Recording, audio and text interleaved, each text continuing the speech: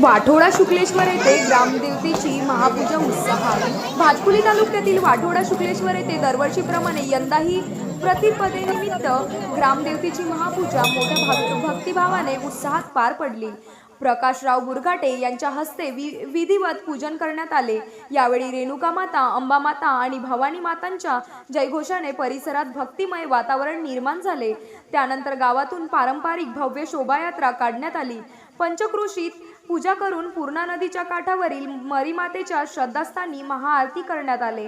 ग्रामदेवतेच्या कृपेने गावावर कोणतेही नैसर्गिक संकट येऊ नये तसेच गावात सुख समृद्धी नांदावी अशी प्रार्थना भाविकांनी केली। महापूजनेनंतर शेकडो भाविकांनी महाप्रसादाचा लाभ घेतला।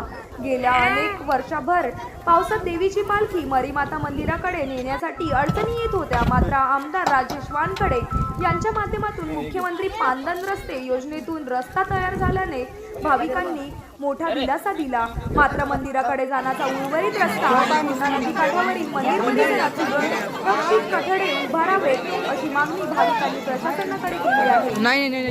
भातकुली तालुक्यातील वाठोडा शुक्लेश्वर येथे ग्रामदेवतेची महापूजा या ठिकाणी होत आहे। संपूर्ण गावाच्या वतीने हे पूजा पूर्णा नदीच्या या स्थिरावर वसलेल्या मरीमाताच्या देवस्थानच्या या ठिकाणी होत आहे। संपूर्ण वाजत गाजत जल्लोषात गावामधून पूजा करत हे पालखी जी आहे पालखी पूर्णा नदीच्या स्थिरावर वसलेली आहे आणि या ठिकाणी जे आहे पूर्णतः पंचक्रोशीतले भाविक भक्त मोठ्या संख्येने या ठिकाणी दर्शनासाठी आलेले आहे। आपण बघू शकतो की हे जे आहे या ठिकाणी जे आहे मोठ्या प्रमाणात जे आहे सकाळपासून दर्शनासाठी भाविकांची मोठी गर्दी या ठिकाणी होत आहे।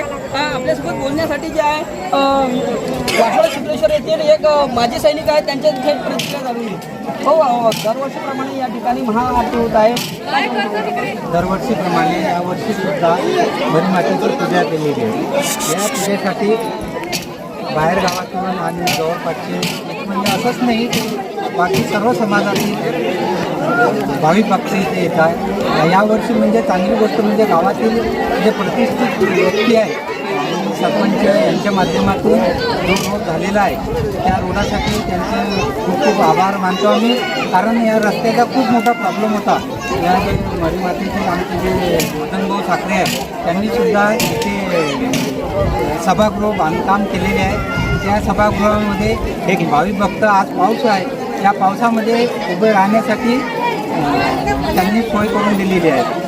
पण त्या यामध्ये मदनभाऊ आईने इथे ते वारीला गेलेले आहे, ते सुद्धा असते तर खूप चांगले झालं। त्या रोडचे पण काम झालेले, तिथं खूप सारे भाविक भक्त आलेले आहेत। वाठोडा शुक्लेश्वर येथील जे आहे हे मरीमाता देवस्थान आहे, गावच्या सीमेवर वसलेलं मंदिर आहे। या मंदिराच्या कडे येणारा हा जो मार्ग जो आहे हा गेल्या अनेक वर्षांपासून तसाच होता आणि या मार्गावर जे आहे मोठ्या प्रमाणात येणाऱ्या भाविकांना जे आहे येण्या जाण्यासाठी त्रास होत होता।